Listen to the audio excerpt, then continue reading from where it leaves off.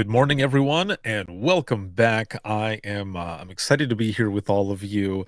And this next session is going to be our keynote session. It's going to be my good friend April. We had to pre-record this.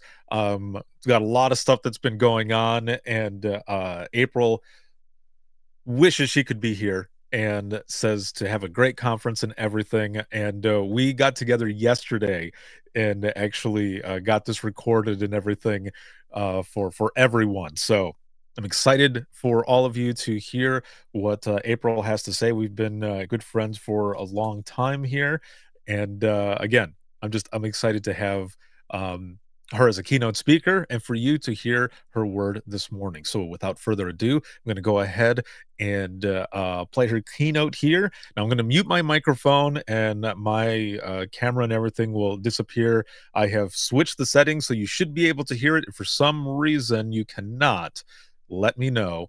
But here we go. So excited to be here. Um, this morning, we're going to talk about serving with pride and leading with confidence. As Ricardo mentioned, I'm April Heinze. I am the VP and Chief of 911 Operations for NENA, the 911 Association. I've spent 32 years in the 911 and public safety communications industry. Started off as a telecommunicator and worked my way up to director, went to the private sector, and now work for NENA. And I've been here now for 5 years, which is absolutely crazy. Um, Today, we're going to talk about serving with pride in leadership. And the first question I have for you is, have you ever tried to explain what you do in just a few words? I mean, how complicated is it? It's you only answer 911 calls, right? We know better than that, right? So, how would you describe it? Provide help to those in need? Vital first point of contact in a crisis. Juggle multiple responsibilities without missing a beat. Quickly address challenges in real time. Chaos manager, I like that one. Unsung hero, I think that's the most important one. You're the calm in the storm. My favorite, mischief managed. It's interesting how all of those are fitting, but they don't really hit the mark, do they? Because public safety communications is absolutely complicated. But why do we do what we do? Why did you choose this career? We all have our own reasons, but the vast majority of us, I would venture to say that the majority of you, when you first interviewed for this position, said something like, I want to help people.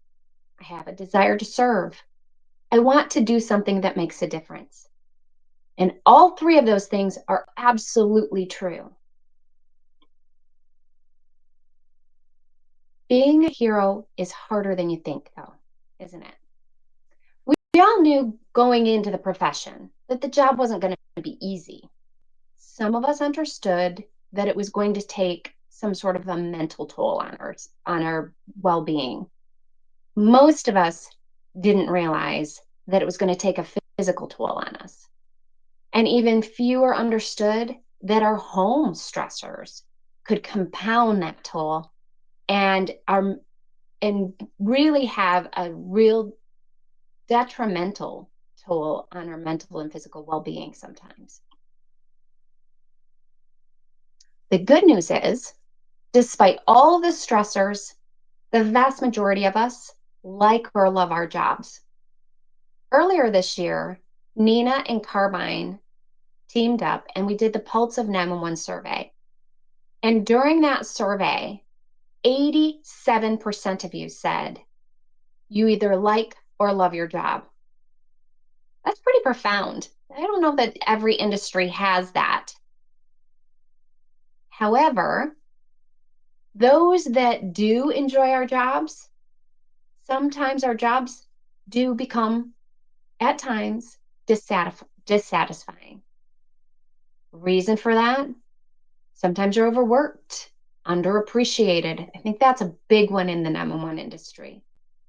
Policy changes are constantly coming at us, new technologies, technology failures, scheduling problems. And the most important piece is the lack of work life balance. And some of that can grow quickly into burnout. This can result in our emotional intelligence just simply gets out of whack. I want to show you a video. Look at everything they have. Look at it. They're so yeah. Oh, I'm sorry. I'm sorry. Excuse us. Oh, let's get you a treat. Throw a tantrum and why not offer him a treat? That's the trouble with kids today. Parents don't parent anymore. You'll be his third foster family, so it will take him some time to feel safe with you. He's been through a lot of abuse. Oh, gosh. But if you have any questions, please let me know. Thank you. Hey, buddy. Do you want to go get something to eat? Do you want to go see your new home and we can eat there? Or we can go eat at a restaurant? You pick. That's a nice car. Yeah, it is. You take food stamps, right? Unbelievable. Mooching off the government, but you drive a sports car. Nice.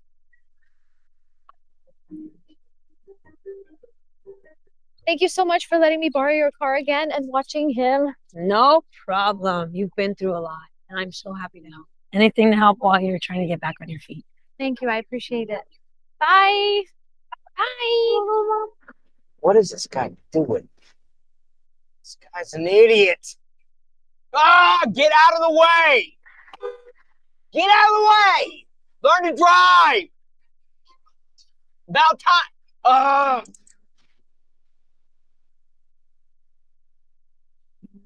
Are you drunk? Learn to drive, idiot!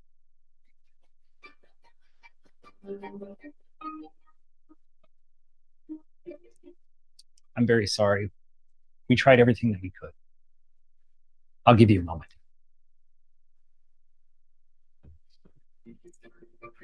How am I going to tell the kids?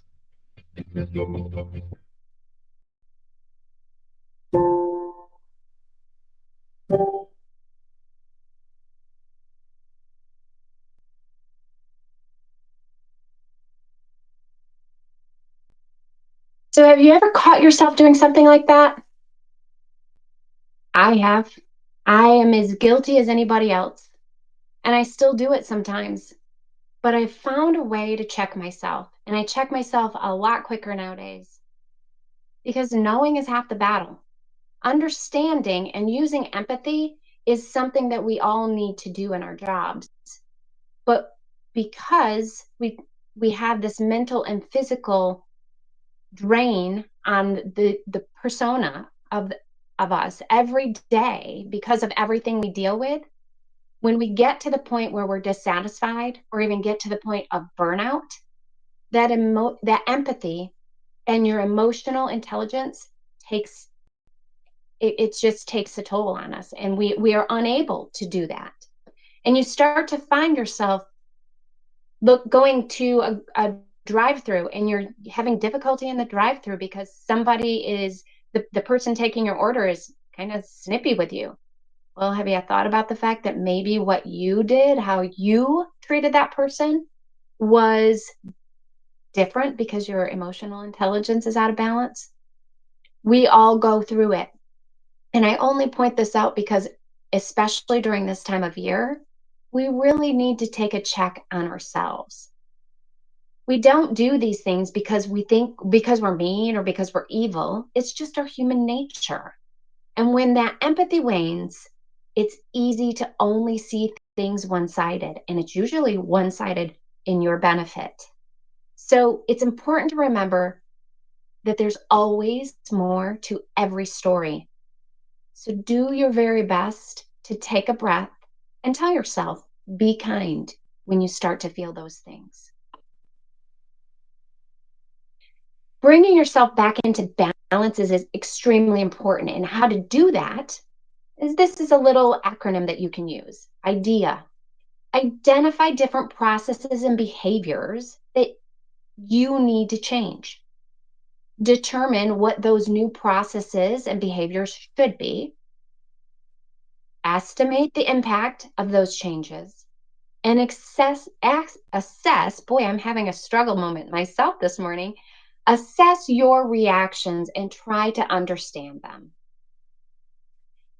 It will help you to find that change mindset. It allows you to take time and helps you to start to feel safe again. The problem is that a small step is just that, small. So think big. Don't sell yourself short. You can do so much more, and you make a difference every day. You can do amazing things when you challenge yourself. Your possibilities are endless, and the ability for personal transformation allows us to start to think about ourselves better. And some of the fears melt away, and excitement comes back into your life. Change is a constant part of our life cycle, and we need to embrace that. So when we start to think, when we're feeling that emotional imbalance, we need to start to think about what we need to do to change. And change isn't our enemy. Most of the time, when we think about change, everybody's like, well, wait a minute, slow down. Why do we need to change? We do things for a reason. Sometimes there's also reasons for change, especially when we're dealing with an imbalance of ourselves.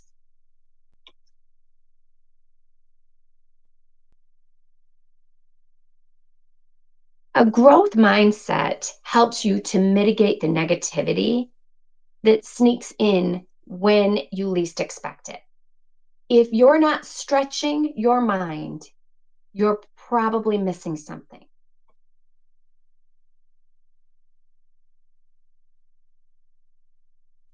So when it comes to personally changing your mindset, having a support team is the most important mechanism that you can put into place that can help you. Not only does that support team help to motivate you and keep you excited about your job, but it also helps you to be personally accountable for your own actions. So work on trying to identify who a mentor can be, because mentors help us and they know things that we need to know. Find a cheerleader, because cheerleaders help to inject excitement in what they do. And find your morale booster, because your morale boosters help you to feel good because you simply are good. Try to find at least one supporter in each of those categories and thank them for being a part of your team, because we need our teams to do good things. Another thing that's really, really essential in a change growth mindset is to learn often. If you open up and are willing to learn, you will be a master of change. Change increases the need to learn, and in the lack of knowledge leaves us most often feeling frustrated. Give yourself permission not to know everything. That's a tough one for us in the 911 industry, because we are that resource manager. People call us when they need something, and we are responsible for finding what they need. But sometimes it's okay just not to know everything. It's okay to go, oh, wait a minute, I'm going to have to find that. I'm not sure what it is. Look at it like a puzzle. Fill the gaps in your knowledge before it becomes a problem. So when it becomes that puzzle piece, go out there and find new ways, because the opportunities are endless.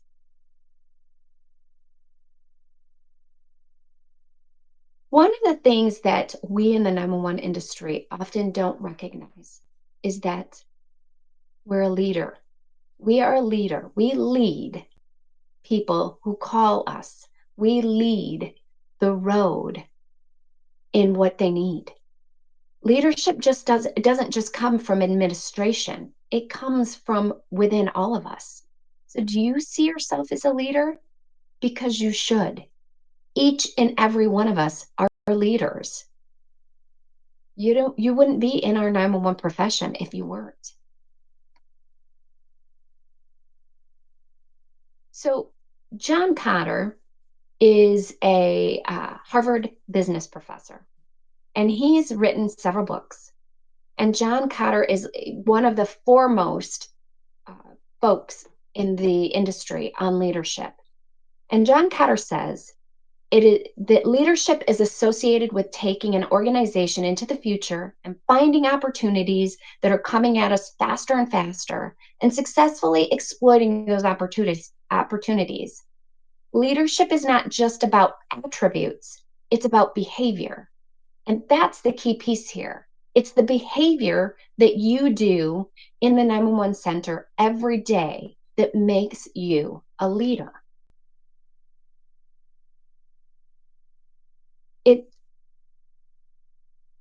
The one thing that is necessary to understand about leadership is that the only way we will ever get where we want to be is through leadership. It's why we exist. It explains our successes, and it is the key to getting us where we want to be.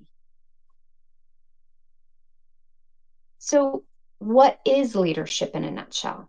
Leadership is about vision, it's about people buying in, about empowerment, and most of all, about producing useful change.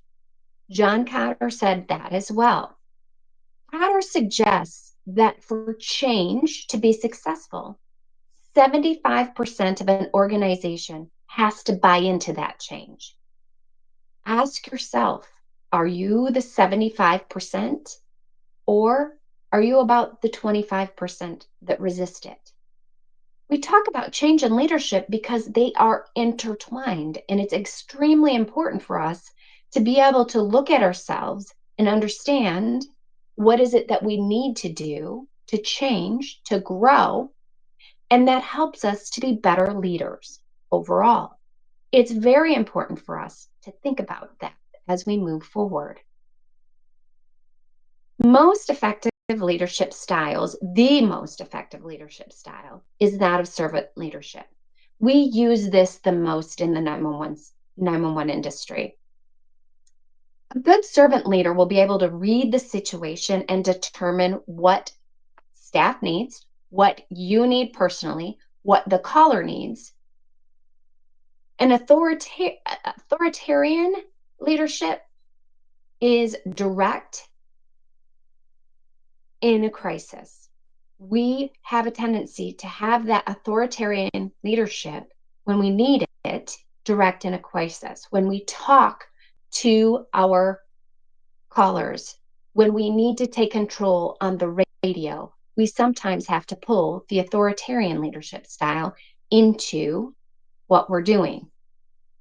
The need to be a participative leader is also part of servant leadership. We need to hear other people's concerns. We do that when we take our calls, right? And we need to take them into consideration. What do we need to do to help that person? How do we fix what they need? What do we provide? What resources do we provide? And then there's another part of servant leadership, which is delegative. And that is to let other people shine. So sometimes when you're in the 911 center, you see your partner who's having a struggle day, and you are allowing them, you need to give them something to allow them to shine. That's part of the delegative leadership. We need to be equipped with the appropriate policies and the appropriate training to do our jobs. How is that part of leadership? Well, part of leadership is being able to know everything you need to know when you need to know it. We don't always know it, do we? So, being a servant leadership, we need to start to ask, what can I do for my staff? What can I do for myself? How can I help my coworkers to meet this mission? You need to work with other parties instead of the other parties working around you. Key traits in leadership include respect. Good leaders always respect the people that they work with. Authenticity is really key when it comes to leadership. When you're authentic, you just can't fake it. Great communication style, great communication with other people is also a key factor. Think about these as we're talking about these, as I'm talking about these leadership traits. Think about that in your own persona. How are you? How do you handle these things? Care. Being genuinely caring about others is a part of being a good leader. It also goes back into that servant leadership. Humility, being humble is absolutely key in being a good leader. Keeping ourselves accountable is also extremely important. If you keep yourself accountable, it's easier to ensure that other people are keeping themselves accountable. Having good empathy, that word comes back over and over again when it comes to the 911 industry, talking about change mindset and all of these other things that we've already been talking about. Empathy is imperative. Without empathy, we can't build a good team, and we aren't going to nurture others into being good leaders as well. Leading by example is also extremely important. When you lead by example, others want to model your behavior. And being a visionary, seeing what could be, inspires other people. And that's extremely important as well. So, where does leadership start? The crucial truth about leadership is that it really begins with you, with me, with everybody in the 911 center. And it doesn't matter what your rank or role is, no matter what your job title is, you need to look at how to be a good leader. Leadership is a way of living that is internal. It's not a gift from above. It's not something that you're going to pass a test on or read from a book. You can gather lots of different information from books because remember I said earlier, knowledge is important, but it's not something that you're just going to go, "Oh, I've read this book and now immediately I'm a good leader." You need to be able to think about those leadership styles and find ways to implement them into your well-being, into your lifestyle. How do you handle your work, your life in general? It's important to look at all of those things. How many of you are leaders? I hope each and every one of you raise your hand. For my frontliners, think about the calls that you take day in and day out. That person calling you on the lockout, they've locked themselves out of the car, and sometimes we get really frustrated with them. How silly can they be to lock themselves out of the car? Remember that 20 minutes earlier video. We don't always know why that caller does what they do because there's always another side to that story. And it's important for us to be able to stop and think about that.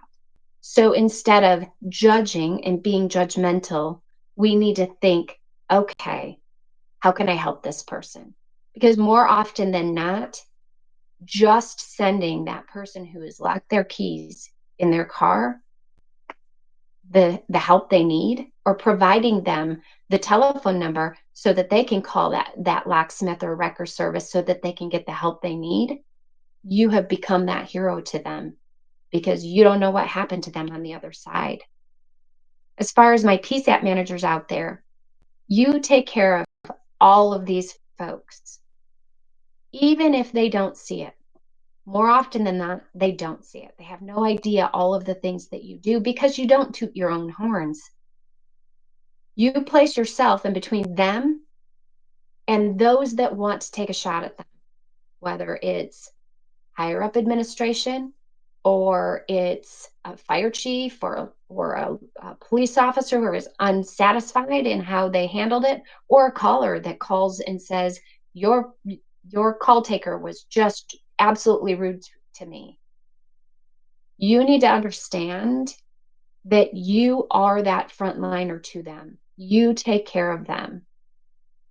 You ensure that they have the time off that they need, that they have the resources that they need to do their jobs.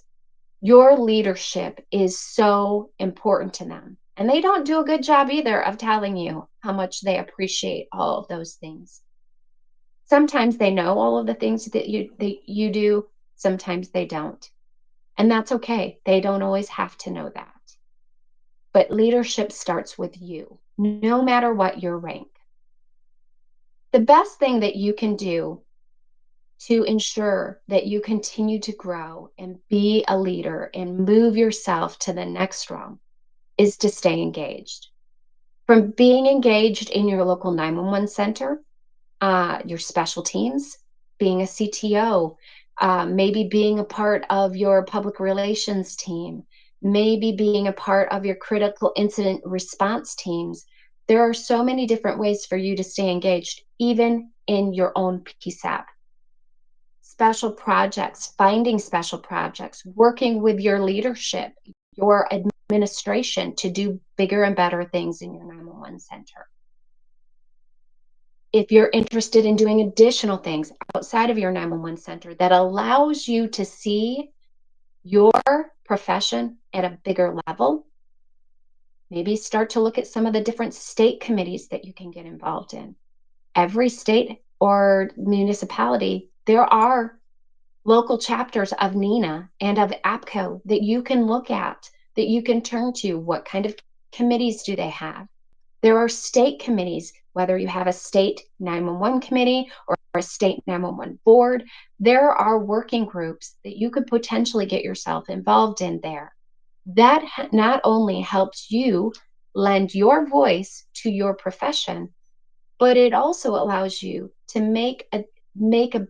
to see the profession in a bigger light, because 911 is complicated. It's more than just answering the call and dispatching the resources. There is so much more that comes into play there. In addition, you've got national standards development organizations. I mentioned NINA and APCO having local chapters, but there is the national organization itself. And both of those organizations are standards development organizations. Both organizations have various different standards that you can participate in. Ensure that your voice is heard. It allows you to get more excited and be more in the moment with your own career. So it's really important to stay engaged.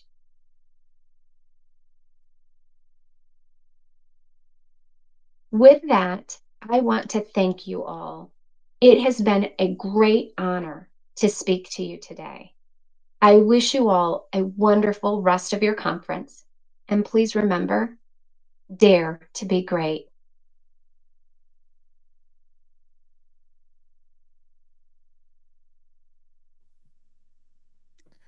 Thank you once again to a good friend and always a big supporter of public safety in general, 911 professionals all over the world. Yes, Roxy, the queen. Yeah, mic drop. Yeah, no, I agree. Yes. Um, I will say, so in agreement with all of you there, Hunter, 10,000%, agree with what Marissa was saying, big on the authenticity. Poor leadership can lead to burnout. Yes, all of it. Lori, the leadership traits that were mentioned are so important for all. Also says, I agree that we can all be leaders.